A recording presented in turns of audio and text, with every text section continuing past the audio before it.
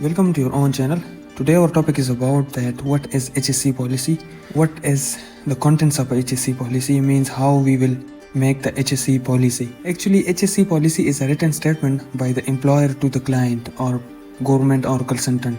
In this statement, we write that how we will protect the environment, employees and public from any incident or accident. In simple words, it's the agreement between the employer with employees. According to the UK standard or ILO standard, when there is 5 or more than 5 employees working on a single company, he should have to make the HSC policy in a written form and implement it at site.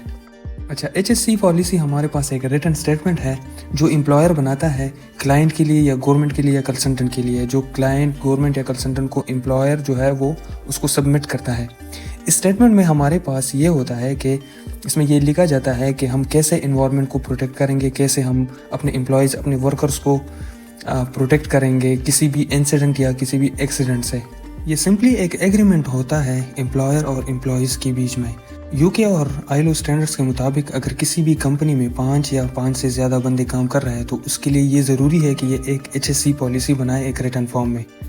Now, HSC policy consists of 3 parts. The first one is a general statement of employer. In the statement, we write the list of the activities and how we will protect the equipment, the environment, the employees and the public from any incident or accident. What will be our aims? अच्छा, ये statement employer की तरफ से होता है। employer इसमें ये लिखता है कि हम कैसे equipments को, environment को, employees को और public को किसी भी incident और accident से कैसे protect करेंगे।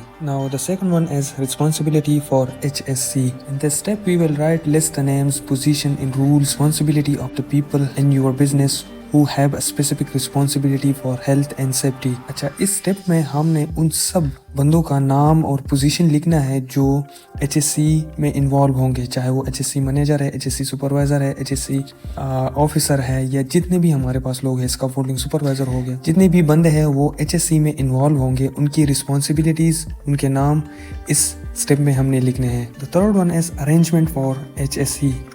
Give a details of the practical arrangement you have in a place. This could include, for example, doing a risk assessment, training of the employees, and using a safety science equipment, accident and incident investigation, PPEs, etc. अच्छा, इस step में हमने सारे वो arrangement लिखने हैं जो हम HSC के लिए करेंगे, चाहे वो रिस्क असेसमेंट हो, चाहे वो वर्क परमिट हो, सेफ्टी साइंस हो, इक्विपमेंट हो, जितने भी हमारे पास डॉक्यूमेंटेशन हो HSC के, वो सारे हमने इधर लिखने हैं। जितने भी हमारे पास एक्टिविटी के डिटेल्स हो, स्पेशली हम इसमें ये लिखेंगे कि हमारे पास ऐसे क्या अरेंजमेंट हम HSC के लिए करेंगे कि हम उससे जितनी भी हमारे पास इक्विपमेंट हो या इन्वायरमेंट हो, एम्प्लॉयज़ हो या पब्लिक हो, उसको हम किसी भी इंसिडेंट या एक्सीडेंट से कैसे बचाएंगे। सो वो सारे अरेंजमेंट हम इस स्टेप में लिखेंगे। So these are the 3 steps to make the risk assessment, general statement of the employer, responsibility for HSC, arrangement for the HSC। ये अपने माइंड में रखे कि ये एम्प्लॉयर की रिस्पॉन्सिबिलिटी है कि वो अपनी एम्प्लॉयज़ की हिफाजत करे, इनके सेफ्टी का ख्याल रखे। HSC पॉलिसी हमारे पास एक लीगल रिक्वायरमेंट है जो हर कंपनी को चाहिए कि HSC पॉलिसी बनाए और ये नोटिस बोर्ड पर फिक्स करे ताकि एम्प्लॉयज़ उसको देख के एक सेफ कल्चर